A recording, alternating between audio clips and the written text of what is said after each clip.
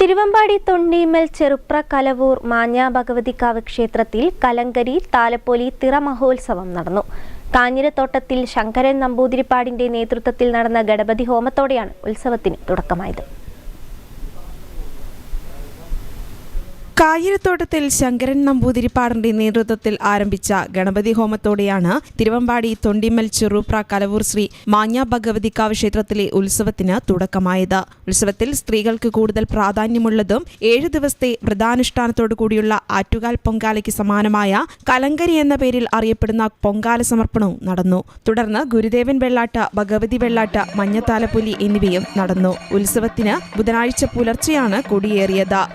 പിന്നെ ഇവിടുത്തെ വളരെ പ്രധാനപ്പെട്ട വഴിപാടാണ് കലങ്കരി എന്നാണ് പ്രാചീനമായിട്ട് പറഞ്ഞു പോരുന്നത്. അത് സമാനമായ പൊങ്കാല. അതാണ് സ്ത്രീകൾക്ക് മാത്രം ചെയ്യാവുന്ന, എല്ലാ ക്ഷേത്രങ്ങളിലും ഇപ്പോൾ തിരുവനന്തപുരത്തൊക്കെ ആറ്റുകാലിലൊക്കെ നടക്കുന്ന ഒരു പുരുഷനും ചെയ്ത് കേട്ടിട്ടില്ല.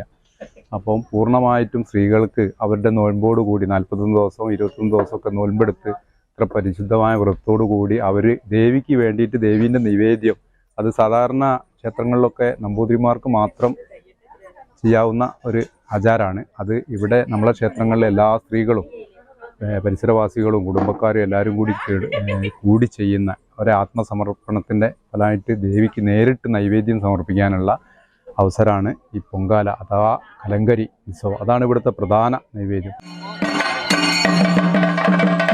ശിവദാസൻ കാലൂർ, ജിജീഷ് കലയപുറത്ത്, ഗിരീഷ് ശ്രാമ്പിക്കൽ എന്നിവർ നേതൃത്വം നൽകി.